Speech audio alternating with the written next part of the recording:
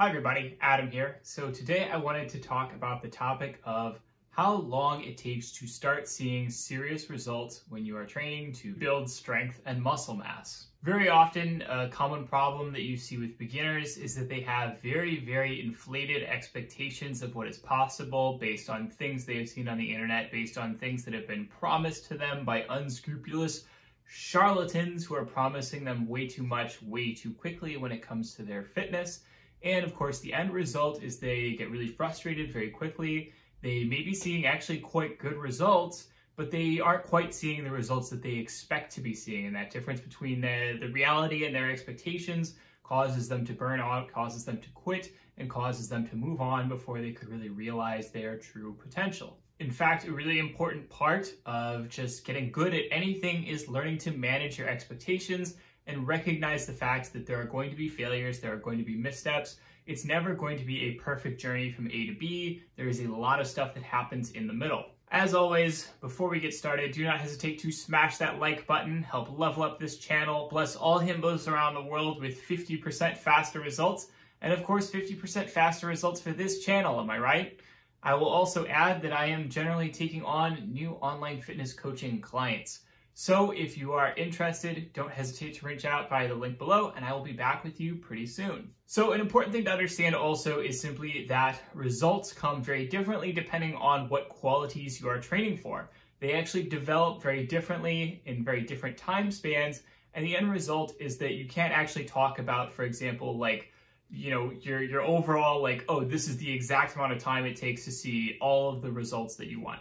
It actually varies quite a bit when you're talking about strength versus muscle mass versus endurance versus explosiveness and so on. And so it's not something where you can just slap a one-size-fits-all label on it. Everything develops at slightly different rates just based on kind of how these different qualities are developed. However, no matter what you are training for, a really important basic understanding is that no matter what, it's going to take you a few months before you start seeing serious results. Always, no matter what. There's nothing that happens 100% overnight. It takes really quite a few months to really see serious results to the point where you can compare yourself to the past and say, wow, I really have progressed. And very often people are thinking, okay, can I see results in the next 2 weeks? Can I see results in the next month? And that is way too short-term of a thinking to really be, actually getting to the point where you're seeing serious long-term results. I actually price my online coaching around this phenomenon. I actually price my online coaching so it gets cheaper if people are going to stick it out for at least 4 months. And the reason for that is quite simple, which is that 4 months is a long enough period of time that people can actually commit to something, they can actually stick to something, they can actually see results start to show up and sort of also find out whether, I'm a good fit for them as a coach, whether they enjoy the program, and so on. At the same time, it's also not something where, for example, I've worked at really skeezy gyms in the past that really tried to force people immediately into basically year-long, 2-year-long, 3-year-long contracts. And that's obviously just, like that's just trying to take advantage of people.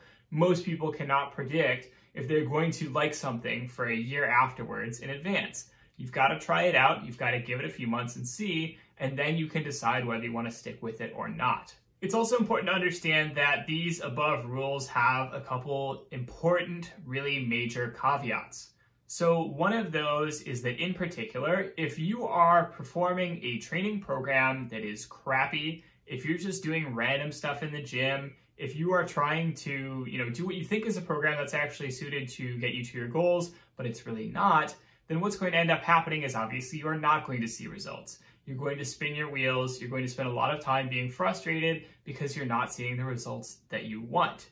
And the sad fact of the matter is that there's so much obfuscation out there, there's so much bad info, and that can lead to a lot of people. I mean, I did it myself included, just having a really hard time because, I spent a few years spinning my wheels when I first started out because I had literally no info. And then when I did start getting info, it was stuff like random programs that I found on bodybuilding.com. It really takes time, especially if you don't have a trainer, a coach, somebody who can really teach you the fundamentals to really learn a lot of this stuff.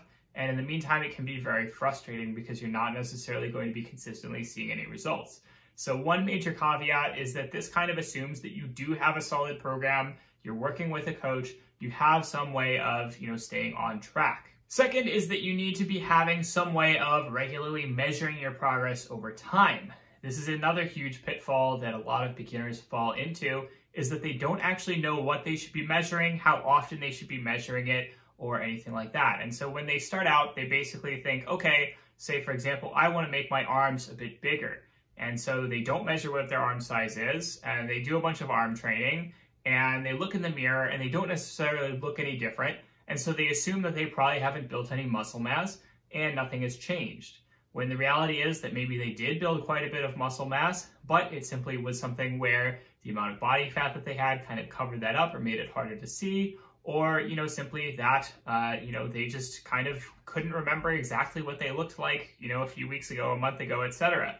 That's really common unless you have those objective measurements where you can really say, hey, look, I had, 16-inch arms and now I have 16.5-inch arms, that sort of thing, then, it's really hard to be able to really objectively tell whether or not you're actually making progress on that sort of thing.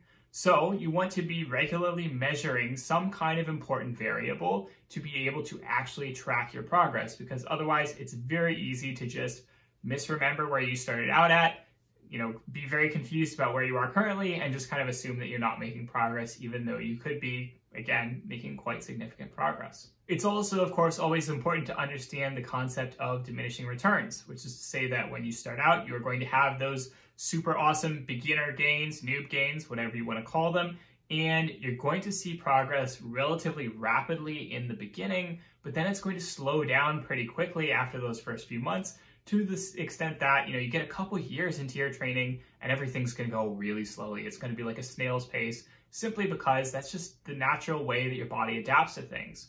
The more that you adapt, the harder it is to adapt further, and so you have to put in more and more training and more effort in order to continue driving that adaptation. So it's pretty normal that you start out and you see relatively rapid gains, but then you slow down pretty significantly after that, and you see really slow gains. That's pretty normal. And so if somebody doesn't expect that, they get to that phase, they can often think that maybe they're doing something wrong, or they're simply, just not cut out for it, when the reality is that, again, if they stuck with it, they would still continue to see results improving over time. So to give you an idea of more exact rates for specific qualities. So first off, let's start with strength. Strength can actually develop really rapidly from the beginning, in part because strength is partially a neurological phenomenon. It's a combination of basically how big your muscles are, but also how good your brain is at coordinating your muscles to fire at the right time in the right way, and so on. And so what happens is when you start out doing a strength training program, a proper strength training program, again, that's well structured, well designed, you can see relatively rapid strength gains for the first few months because, basically you're maxing out kind of those neurological gains pretty rapidly. You're kind of learning a new skill and it comes sort of quickly. However, in the longer term, a lot more of your strength is going to be driven again by just muscle size. And so it does slow down after that, and it becomes a lot more about building muscle mass in the long run in order to continue building strength. So strength can happen, basically from day one pretty quickly, but you're going to find that it slows down pretty significantly after a little while. Next is going to be muscle mass. So muscle mass is an interesting one because muscle mass is kind of like a delayed fuse. What happens is muscle mass actually requires physical changes to your body. It actually requires tissue adaptation and manipulation. And so what's going to happen is you're going to start out and everything is going to be super stressful for your body. You're going to be training, it's going to be super hard to recover from, and your body's just not going to like it. And so what's going to happen is for the first few weeks that you're training, you're basically just treading water. You're not really gaining any muscle mass because your body is focused all of its efforts, everything it possibly can on recovery, and it's not quite enough. However, after those first few weeks, your body starts to get more used to that activity. It's able to start actually, recovering effectively after each workout. And what's going to happen is that you are then going to start seeing results start to add up. And so what can happen is those first few weeks, you basically see no results at all. And then after that, you start to see slower, steadier gains. And so it's not quite like strength where, again, you can see really rapid gains in the very beginning in the first month. It actually takes quite a few months before you can really start to see muscle mass gains. And it's also something where this slows down pretty significantly. Again, as you get after that, first few months, after you get past that first year or two, it can really take quite a long time to really build much further muscle mass and quite a lot of training. And so it is something where that slows down to an extent that it could be very unnoticeable if you're not paying very close attention. Again, getting regular measurements, manipulating your diet just right, making sure you're getting in enough protein, all of that can take quite a long time, and still you can only see, relatively small results, and they're a lot harder to measure compared to something like, okay, is your bench press 200 pounds or 220 pounds? It's a lot easier to just look at that number in strength and know exactly how much you've progressed, whereas with muscle mass, it's a lot more nebulous. You may have built muscle mass, but you might have had some extra fat mass covering it up, so you can't actually see it that well. It's only then when you begin to do a cutting diet that you then sort of reveal the muscle that you built and you're able to enjoy it. So it is something where muscle mass does come slowly and steadily, but there are a lot of things that can hide it as well, and it can be very hard to really see exactly how much muscle mass you're building. Again, that said, so long as you're taking regular measurements, you've got a good idea of your measurements on your various body parts, as well as basically just your body composition, that can give you a good sense of what's going on there and what to expect. Next one is explosiveness or speed, or sometimes called agility. This is obviously what you want as an athlete. If you're running around on a field, you want to be able to react very quickly, you want to be able to move very quickly, and so on. And so explosiveness is interesting because it's actually something that is a lot less trainable than a lot of other qualities. It's something that's kind of inborn. You either kind of have the genetics for it or you don't. And it's also something that decays very rapidly once you start to age. Younger people just have way faster reflexes. They're just able to move way faster just because they're young. And that sucks for people like me. I'm old, I'm slow, I'm not particularly agile. I'm never going to be again in my life. And I am going to get owned by kids on Counter-Strike every single day because my reflexes are simply not what they used to be. So explosiveness is kind of like strength in that way, where it's something where you can train it relatively rapidly in the beginning, but it tops out and it actually plateaus a lot harder than does strength, simply because it's a lot less trainable, and therefore, there's a lot of other things that you have to build to go into it, including muscle mass, endurance, and so on. And then lastly, of course, we just have endurance. Endurance is kind of like muscle mass in that it does require actual tissue changes to really be happening underneath everything, underneath the hood. And that means, again, that it's slower, it's steadier, it takes time to really see results, and it can really take you, again, a few months to really get a sense of, okay, am I actually improving? Can I actually do, a longer run without feeling as winded? It's a lot harder to measure that, in that way. For some really good data-based recommendations in terms of just realistic goals, I recommend strongly Greg Nuckles's post on Stronger by Science about this topic. He really digs into the data, gives some more specific numbers, both men and women, at a variety of ages, and that should give you a sense of basically what is realistic or feasible in your case. So all in all, the main thing I have to say to wrap this up is simply that at the end of the day, of course, long-term thinking is way more important than short-term thinking, and you really do need to enjoy working out if you're really going to be sticking with it for the long haul. The people who see the best results are the people who enjoy it, the people who find some kind of fun in it. Not everyone loves lifting weights. Like, I don't love lifting weights all the time, but they find ways to make it fun. They find ways to stick with it. They find ways to enjoy it. Getting those psychological factors in order, getting those psychological factors just right so that you stick it out, so that you actually can continue to see progress.